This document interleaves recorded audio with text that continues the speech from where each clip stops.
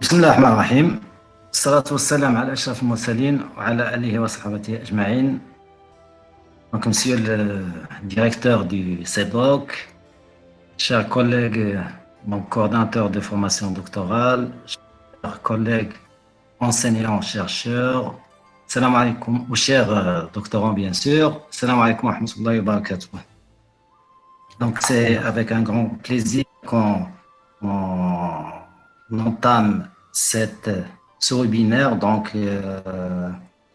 le cadre de la 4e édition des conférences intitulée Culture scientifique, innovation et perspective, organisée par notre CEDOC,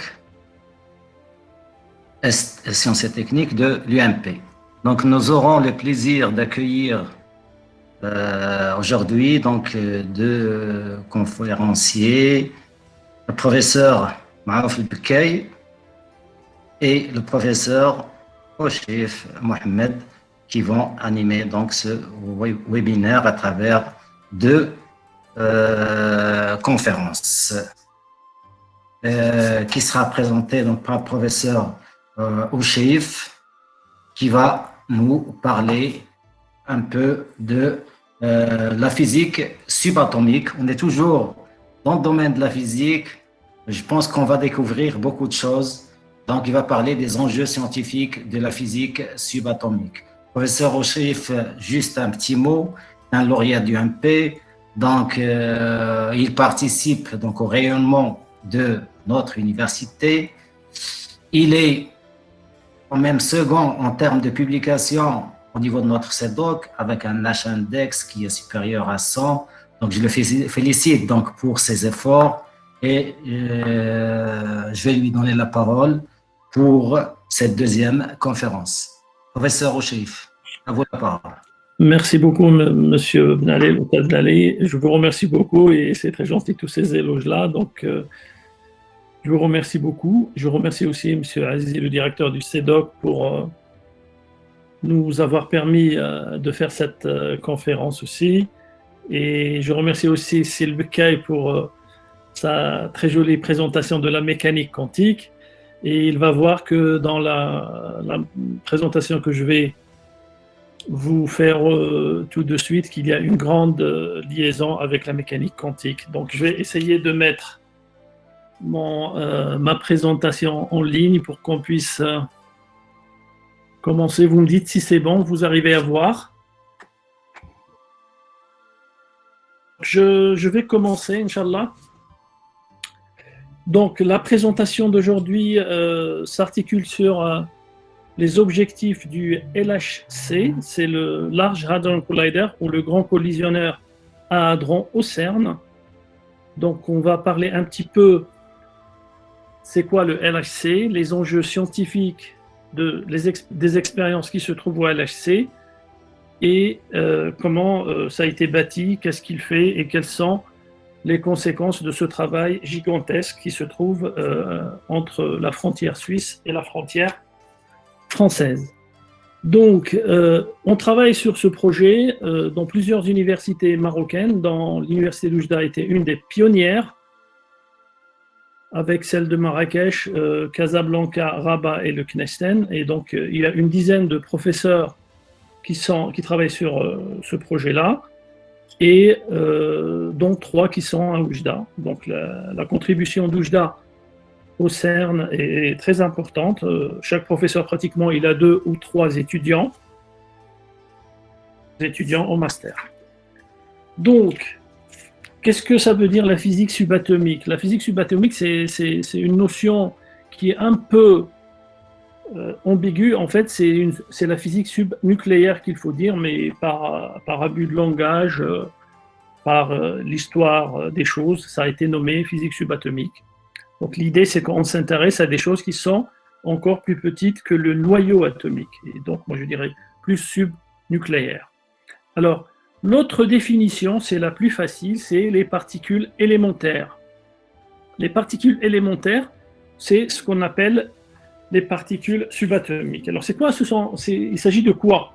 Il s'agit de constituants élémentaires de la matière, c'est-à-dire, à nos jours, et dans la limite de nos moyens expérimentaux actuels, on ne peut pas diviser ces particules. Donc, c'est les particules les plus petites existantes actuellement avec les connaissances humaines, des accélérateurs, des détecteurs, etc., etc. Donc, ces particules, ils sont bien sûr dépourvus de toute structure à une échelle de résolution spatiale, je dirais, de 10 à la puissance moins 4 femtomètres. Le femtomètre, c'est 10 à la puissance moins 15 mètres. Donc là, on se situe au niveau des constituants du noyau atomique. Ces constituants sont pratiquement à l'origine de toutes les formes de matière connues dans l'univers. Donc là, je vous parle grosso modo de comment ils sont faits, et puis après, on va essayer donc de rentrer dans le fond du sujet, comment on peut les trouver, comment on peut les détecter, comment les accélérateurs travaillent, et comment peut-on arriver à ce niveau de petitesse avec les accélérateurs et les détecteurs que nous avons. Donc, la présentation sera grosso modo axée sur la descente vers l'infiniment petit, donc les particules élémentaires, leur structure. Alors, il y a une partie qui sera dédiée à la matière ordinaire, c'est-à-dire de quoi est faite la matière que nous observons avec nos yeux, ou avec les constituants des atomes normaux, et je mettrai E++ pour la matière qui est un petit peu étrange. La position du problème se pose avec le modèle standard, donc c'est le modèle standard de la physique subatomique ou de la physique des particules. Comment ce modèle a été construit? Donc là, on a recours bien sûr à la mécanique quantique. Et une fois que notre modèle est construit, nous allons essayer avec des détecteurs et des accélérateurs de produire des particules et de les détecter. Et enfin, nous allons voir les enjeux scientifiques de cette quête. Alors, le travail que nous présentons est un travail qui se fait au CERN. Donc, dans les années 40-50, il y a eu des grands physiciens comme Heisenberg, qui a été cité tout à l'heure dans la première présentation. Ils se sont réunis pour construire une organisation, ou à l'époque ils l'ont appelé le CERN. Donc vous voyez que le C, c'est pas un O. Donc une organisation européenne pour la recherche nucléaire, ou un centre européen de recherche nucléaire. Donc c'est un laboratoire européen à la base qui était dédié à la recherche des particules élémentaires. Donc tout au début, il y avait que les pays européens qui étaient dedans. Donc là, on voit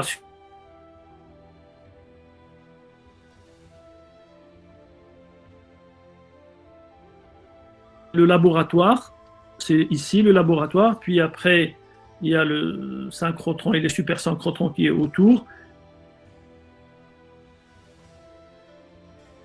Le travail que je vais présenter donc, se trouve au sein du CERN.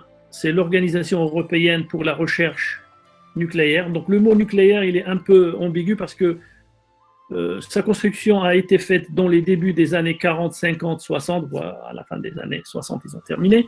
Mais l'idée, c'est les particules élémentaires, c'est pas la physique nucléaire. Donc on est encore sur... L'idée, c'est de voir ce qu'on fait, c'est-à-dire on prend de la matière là à gauche, qui est de la matière ordinaire, elle est formée d'atomes et de molécules. Un atome, il est composé d'un noyau et des électrons. Alors, il y a deux petites choses qu'il faut voir. Les électrons, ils sont déjà élémentaires. Donc, comme j'avais dit tout au début de ma présentation, élémentaire, ça veut dire qu'ils sont encore indivisibles. Avec les moyens scientifiques actuels de la connaissance, on ne peut pas savoir ce qui se passe à l'intérieur des électrons. Donc, l'électron est considéré comme une particule élémentaire. Ça d'un côté. Puis allons voir au sein du noyau. Du noyau, qu'est-ce qu'il y a? Il y a les nucléons, c'est-à-dire les protons et les neutrons. À leur tour, ils sont formés de quarks. Si vous voyez bien ici, on a 3 quarks, un U et un D. Donc on voit bien que le proton n'est pas une particule élémentaire parce qu'elle est construite de particules encore plus petites. Donc, ce que nous allons faire, c'est d'essayer d'aller encore de petitesse en petitesse pour voir ces constituants élémentaires, comment ils vivent, comment ils interagissent, comment ils sont construits. Donc, comme j'avais dit tout à l'heure, donc les nucléons, par exemple le proton et le neutron, ils sont construits de quarks. Ces quarks, ils ont des charges électriques qui sont fractionnaires. Vous voyez là le quark U, c'est AP, il a une charge fractionnaire de plus de 2 tiers. Donc ici, il y a à l'intérieur 2 tiers. Si on rajoute un autre 2 tiers, parce qu'il y a 2 U, ça fait 4 tiers. Et si on rajoute un D, par contre, le D, il a moins 1 tiers. Donc 4 tiers moins 1 tiers, ça fait 3 tiers. Et ça fait un proton chargé positivement, avec N. Sinon, je pense que M. O'Sheif est avec nous. C'est bon. C'est bon.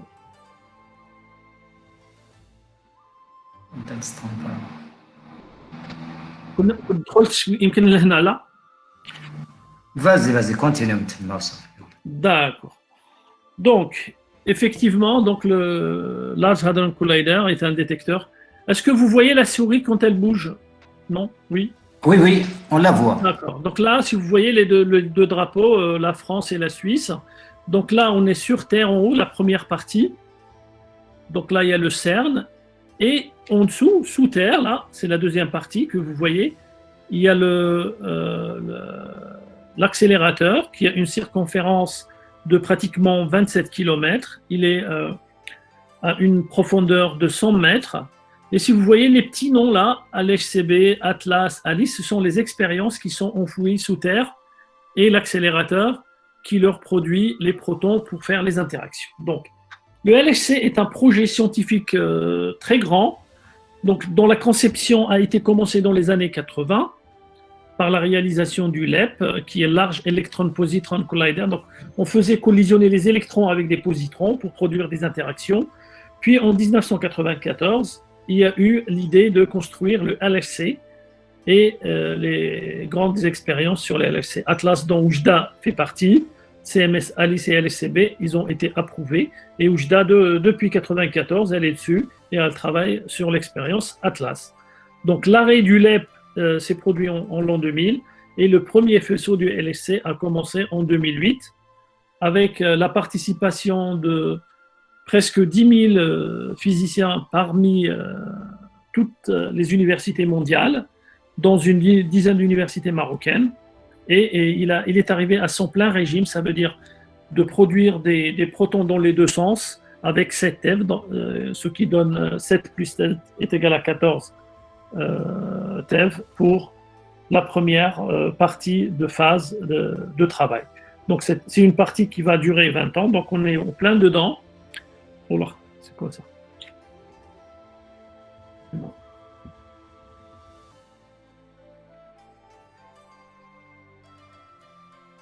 Voilà, je viens.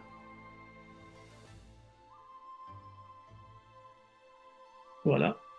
Donc, si vous voyez ici, on voit les électroaimants qui sont descendus dans le puits à 100 mètres sous terre. Donc, c'est des électroaimants qui produisent un champ de 8,3 Tesla. Donc, si on le compare au champ terrestre, on voit bien que c'est 100 000 fois plus que le champ terrestre. Alors, le but de ces champs magnétiques, c'est de courber les particules qui arrivent avec des énergies de 7 TeV et les mettre sur une courbure circulaire pour qu'ils passent avec l'anneau circulaire du CERN. Oh là là, à chaque fois je fais ça. Alors je suis désolé pour les imprévisions techniques. Il faut me supporter un peu. Donc l'anneau du CERN. Dans l'anneau du CERN, qu'est-ce qui se passe? Nous avons en fait deux faisceaux, si vous voyez là le contour. Vous voyez deux faisceaux dans lesquels les petits points représentent les paquets de particules que nous envoyons. C'est les paquets, c'est-à-dire un certain nombre de protons par paquet, et je vais expliquer comment ça marche. Donc, une bouteille d'hydrogène est utilisée pour produire ces protons, qui sont extraits de cette bouteille et de l'accélérateur linéaire. du CERN, et puis qui sont transmis dans un booster pour être accélérés, et puis d'un synchrotron qui est petit, et puis injectés dans un grand synchrotron. Une fois qu'ils sont injectés dans ce grand synchrotron, ils sont émis dans le faisceau du CERN. Donc dans le LHC, bien sûr. Donc le flux de protons est scindé en deux. Donc il y a un qui va dans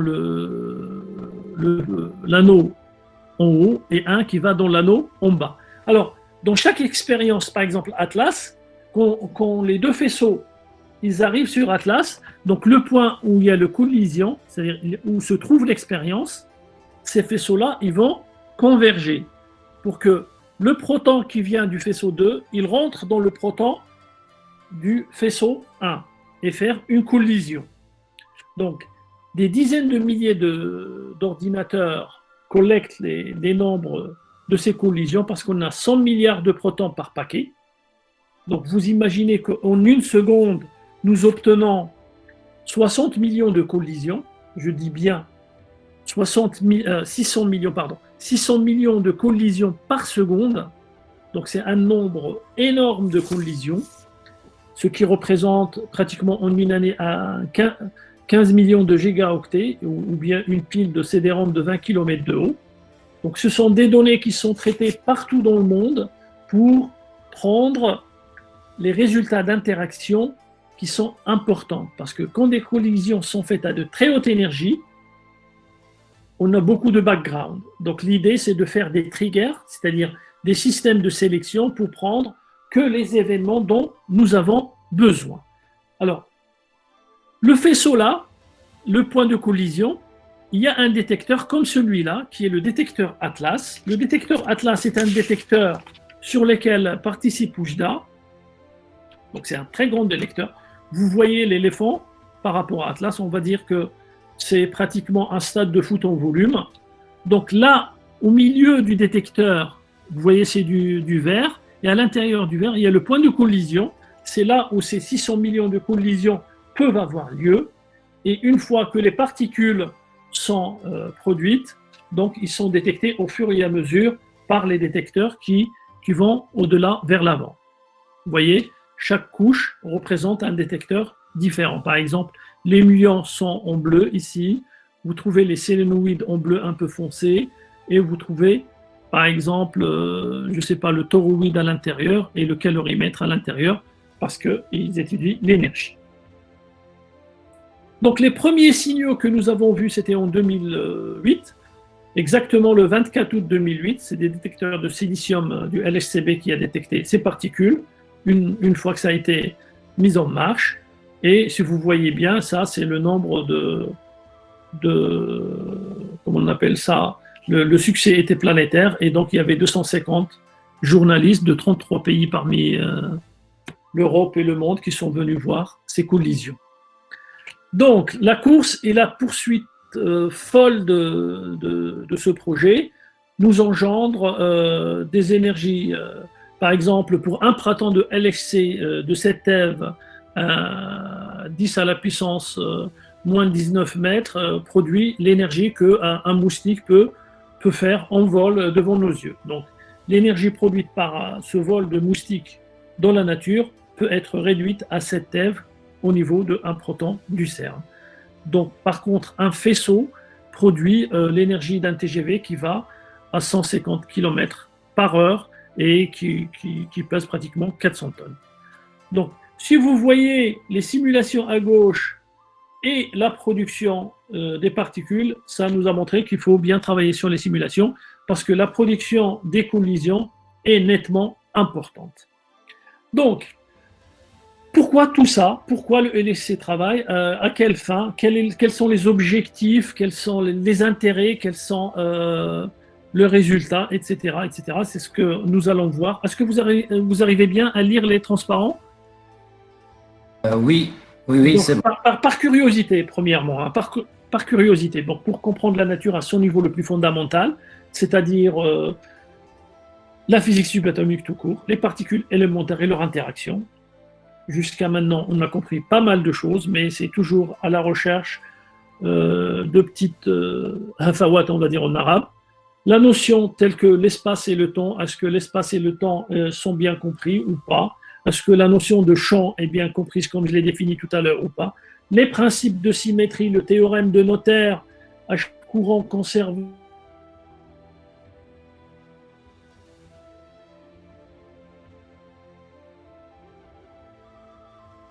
du XXe siècle, qu'est-ce qu'ils nous donnent? Ils nous ont donné le modèle standard. Est-ce qu'on peut aller au-delà du modèle standard? Donc, tous les phénomènes décrits dans le modèle standard ont été vérifiés et expérimentés.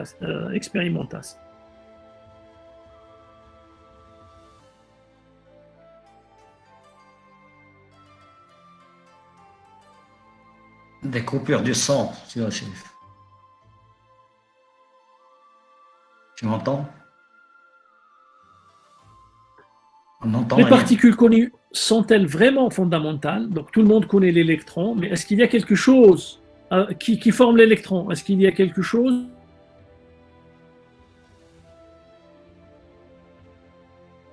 au-delà des 20 ans, la deuxième phase du LHC va permettre de détecter ce qui est à l'intérieur des électrons, ce qui est à l'intérieur des quarks, ce qui est à l'intérieur de tous les leptons. Les interactions à haute énergie peuvent-elles être décrites de façon unifiée une fois pour toutes avec la gravitation par exemple? Pourquoi pas? Il y a plusieurs théories, la théorie des cordes, etc., qui sont éventuellement des possibilités, mais ça reste à explorer bien sûr. Les réponses proposées par de nouvelles théories les plus générales qui existent, la supersymétrie, est-ce qu'à chaque particule existe un supersymétrique ou un partenaire supersymétrique qui lui est associé, à vérifier. L'espace-temps, est-ce qu'on peut aller au-delà de 4 dimensions? Moi, je ne pense pas, mais c'est possible que des études qui arrivent vont nous donner un espace à plus de 4, peut-être 10 ou plus, ou je ne sais pas. Alors, le LHC peut-il trouver les particules supersymétriques plus légères? Parce qu'ils sont très rares à détecter. Chercher à observer des phénomènes de gravitation quantique, des dimensions supplémentaires, etc. Les enjeux scientifiques, déjà, on va dire, résolus en partie, c'est la théorie cosmologique du Big Bang. Alors, il faut savoir aussi que la physique des particules élémentaires et la cosmologie, ils ont beaucoup de points communs. C'est-à-dire, la théorie cosmologique a aussi un modèle qui s'appelle le modèle cosmologique, mais il est en étroite relation avec le modèle standard. Au départ, les quantités égales de matière et d'antimatière ont été créées au début c'est sûr qu'ils ont été créées au début du Big Bang, mais pourquoi il y a eu cette asymétrie à ce jour? Une minute plus tard, d'ailleurs, ça s'est produit, cette asymétrie, et ça persiste jusqu'à nos jours. La matière, pourquoi il n'y a qu'une partie qui a survécu et pourquoi l'autre a disparu? Où est-elle? Comment la trouver? Qu'est-ce qu'il faut déployer pour démontrer où elle se trouve ou comment la détecter? Donc, on est ravi des confirmations expérimentales du modèle standard, mais il reste toujours des explications à donner, bien sûr. Mais il y a des milliards de fois trop de faibles explications pour la cosmologie, bien sûr. C'est ce que j'avais dit tout à l'heure. Et le LHC pourra étudier la symétrie en détail avec des mesures de précision et chercher des particules encore plus inconnues. La composition de notre univers actuellement est faite de l'énergie noire, de l'énergie froide, et peu de matière. C'est comme vous voyez, 73%, 23% et 4%. Il faut résoudre cette énigme avec le LHC. Pourquoi les choses inconnues forment 95%, voire 96% de la matière existante, en type de matière noire, et en matière sombre aussi. Donc, toutes ces questions qui restent ouvertes sont parmi les enjeux et les défis du modèle standard. Donc, le LHC nous a fait quoi? Il nous a fait une ouverture sur un nouveau domaine en énergie, encore inexploré jusqu'à aujourd'hui. il continue à travailler là-dessus. Il est prêt pour des aventures additives et pour nous faire apprendre d'autres choses. Sur le côté scientifique, les objectifs, c'est de comprendre la nature, les lois, les principes fondamentaux qui gouvernent la physique et qui gouvernent la nature, bien sûr, surtout le problème de la symétrie. Au niveau de technologique, le phénomène de cryogénie est toujours en étude poussée. Le vide a été fait jusqu'à des limites très importantes. Les matériaux étudiés avec leurs intensités très importantes, par exemple le champ électrique a été poussé jusqu'à 100 000 ampères. 100 000 ampères, c'est pas peu. Le champ magnétique a été poussé jusqu'à 8,3 Tesla. Donc ce sont des prouesses technologiques très énormes. Il y a l'électronique, les ordinateurs utilisés partout dans le monde et des systèmes d'analyse très poussés au niveau du contrôle, de sécurité, etc. Sur le côté sociologique, c'est un projet qui a travaillé plus que 12 ans là. Donc là, on va arriver bientôt à 20 ans et éventuellement une seconde phase avec 20 ans d'avant. Chercheurs sur chaque expérience, donc au total 10 000 chercheurs partout au monde.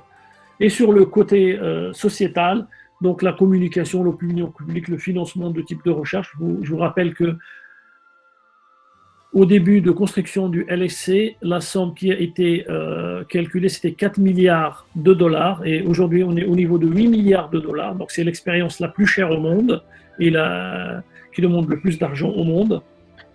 De même, sur le côté sociétal, il y a l'éducation, la formation et le spin-off qui sont possibles aussi à prévoir. Donc, c'est tout ce que j'avais à vous dire aujourd'hui. Je suis désolé pour les différentes interruptions à gauche et à droite. Et j'espère que j'ai été clair et assez pédagogue pour que les choses seront fixées au minimum ou en partie. Merci, c'est vrai. Voilà, Merci, professeur Ocheif, pour cet exposé. Bon, c'est dommage qu'il y a eu des coupures. On s'en excuse, mais je pense que c'est une question de connexion. On n'y peut rien, donc c'est. Je vous entends pas. Tu m'entends pas? Là-bas, tu m'entends? C'est Ocheif.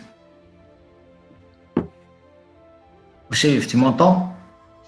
On vous entend. Vas-y. Non, je vous entendais. Maintenant, c'est bon. C'est bon maintenant, c'est Ocheif? Oui, c'est bon pour maintenant, pour moi, oui. C'est bon. Donc, on remercie donc le professeur Ocheif pour cette présentation riche, donc il nous a fait entrer un peu dans le subatomique, les enjeux scientifiques de la physique subatomique. Je pense que les deux conférences se rejoignent et se marient très bien. Oui, ça fait plaisir.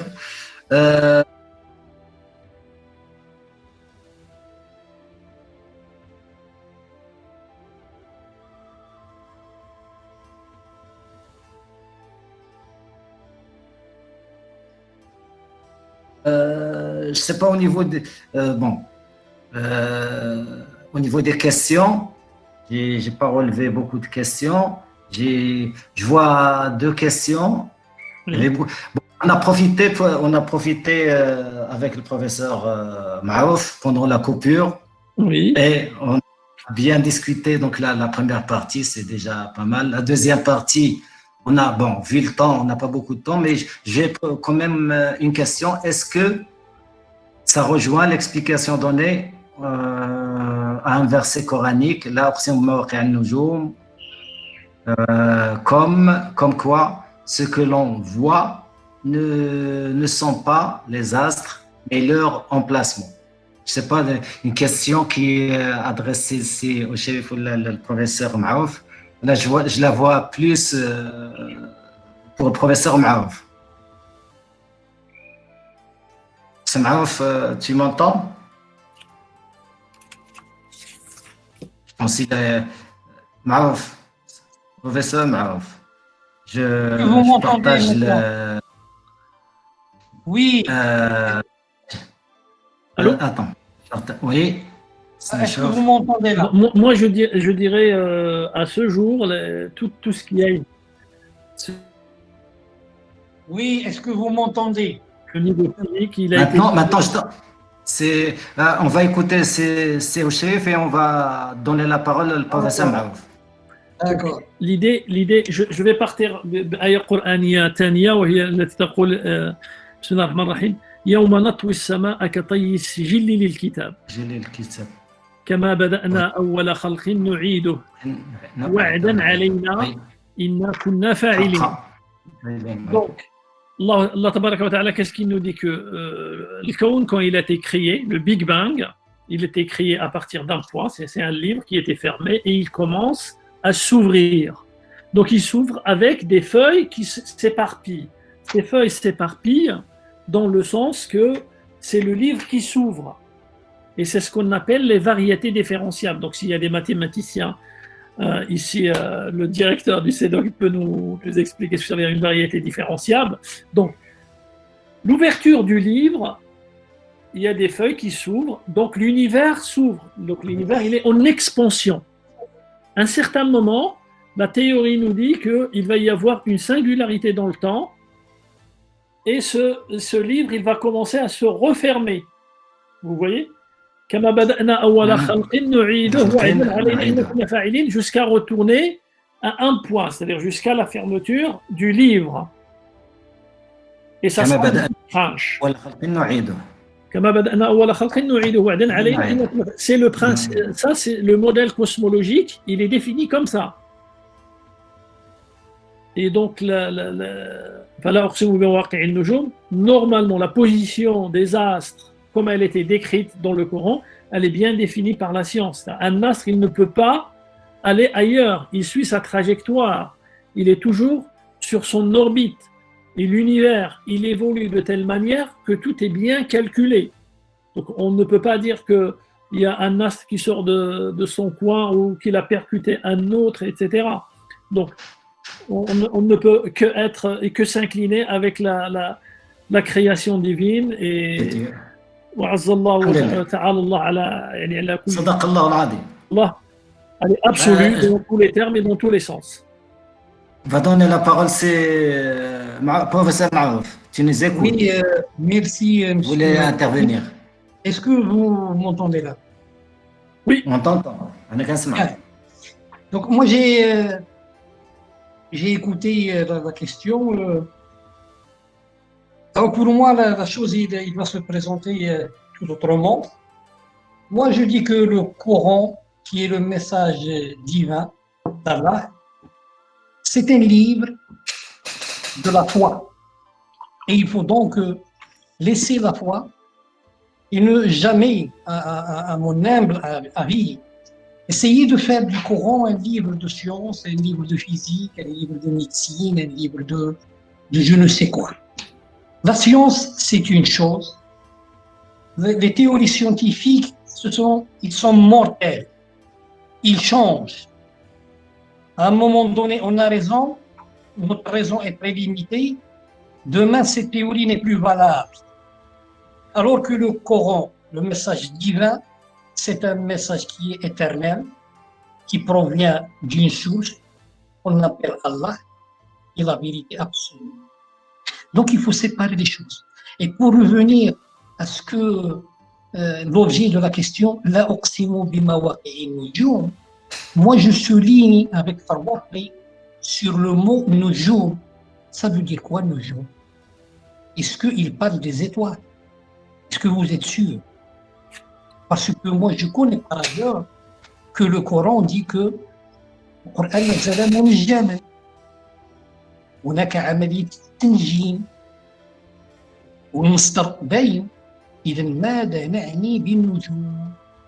ولهذا في اعتقادي المتواضع يجب أن ندع كتاب الله الحامي لرسالة التي جاء بها خاتم النبيين، نترك الكتاب كتاب إيمان ولا نحاول ربطه أبدا بالمعرفة البشرية ونتائجها اللي هي جد ومعرضة للخطأ ومعرضة للصواب.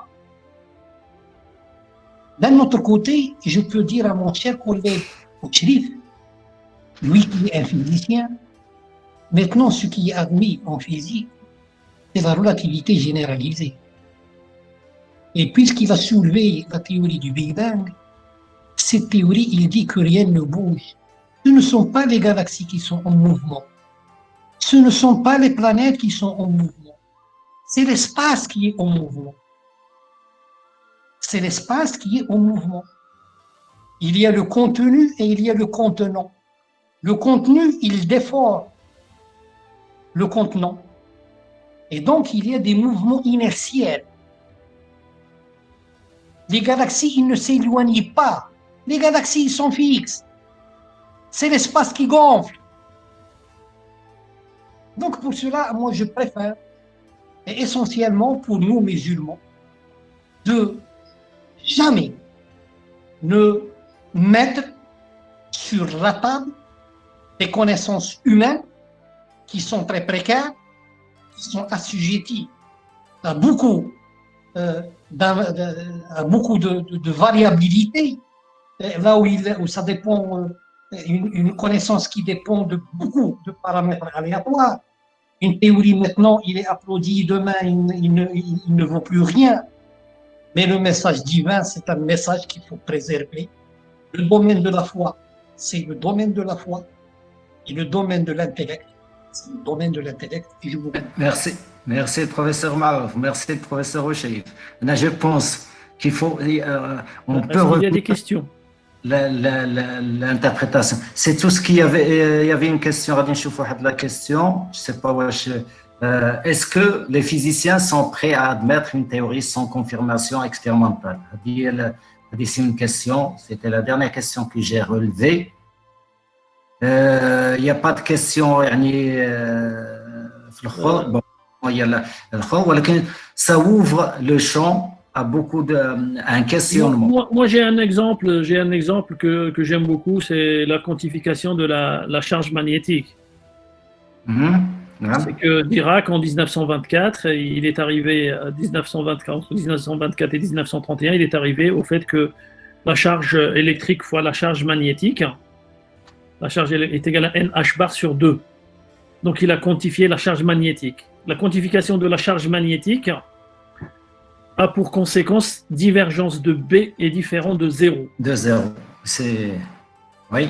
Vous voyez? Donc si divergence de B est différente de 0, donc il va exister la charge magnétique. Moi je trouve que parmi les grands physiciens qui ont existé parmi tous les temps, il y en a deux, parmi eux, il y a Dirac. Dirac, c'est un grand physicien, et s'il est arrivé à ce résultat, même s'il a été fait en 1924 ou 31, je ne sais pas quoi, c'est un résultat énorme. La charge magnétique doit exister, même s'il y a une seule dans l'univers, elle existe. Et donc, ça se traduit par la quantification de sa charge, et c'est une réponse à la question du collègue qui a dit que est-ce qu'on peut admettre des résultats scientifiques sans preuve expérimentale. Moi, j'admets celle-là sans preuve expérimentale jusqu'à preuve du contraire. Donc, il y a plein de théories qui sont admises jusqu'à preuve du contraire. Comme il disait, quand on parlait des équations du champ gravitationnel, c'est-à-dire en relativité générale, Einstein, il a fait les équations du champ gravitationnel. Il les a écrites, mais il s'est trompé. Il s'est trompé dans la résolution des équations du champ. C'est un moine belge qui était perdu dans la nature et qui méditait dans la nature, qui a fait la résolution de ces équations sans étude préalable de mathématiques et qui a trouvé que l'univers n'était pas statique, mais il était en évolution et que l'univers était un univers ouvert, comme il a dit Silberkai, qui grandissait avec le temps, etc. Mais le père de la physique, il s'est trompé. Il a dit que l'univers était statique, il n'était pas ouvert, qu'il n'était pas en évolution. Donc, tant qu'il y a un résultat scientifique, il faut le respecter jusqu'à preuve du contraire. La seule chose qui peut détruire une théorie, c'est un résultat expérimental. Mais tant qu'il n'y a pas preuve du contraire, chaque théorie est respectable. Donc, on n'a pas. Oui, oui. Est-ce que c'est possible juste une fraction de seconde? Une fraction de seconde, vas-y. Juste une fraction de seconde. Parce que, voyez-vous, parfois, c'est pas aussi facile. Parfois, on a des résultats expérimentaux qui sont là et qu'il faut rejeter. Et je vous donne le meilleur exemple, c'est comment M. Galilée a mis en échec la théorie d'Aristote. Alors, quand on lâche des objets, il est tout à fait évident que les objets les plus lourds, ils tombent les premiers. Même si on refait l'expérience 1 million de fois, toujours les objets les plus lourds, ils tombent avant les objets légers. Alors, ça a été une vérité pour toute l'humanité pendant des siècles et des siècles. Il a fallu un esprit comme celui de Galilée pour dire que non, les objets normalement, ils tombent en même temps sous l'effet de l'accélération de machin, et qu'il y a des variables qui sont cachées, comme la résistance de l'air. Et bien sûr, pour obtenir ce résultat, il a fait une expérience de pensée. Il a dit si l'objet le plus lourd il tombe le premier, donc si je prends un système de 2 objets, M1, M2, si je vais les lier, alors le système composé par M1, M2 doit tomber le premier. Alors ce n'est pas vrai. Et vous avez le meilleur exemple, l'exemple d'un parachutiste. Hein? Le meilleur exemple, celui d'un parachutiste. Donc maintenant, nous, on admet que les objets, normalement, ils tombent en même temps, dans un mouvement accéléré, une chute libre. Tous les objets, ils tombent en même temps, indépendamment de leur masse. Alors que l'expérience, il nous donne, même si on répète l'expérience 1000 fois, et l'expérience nous dit que les objets les plus lourds, dans notre contexte, donc, je ne sais pas si je suis bien.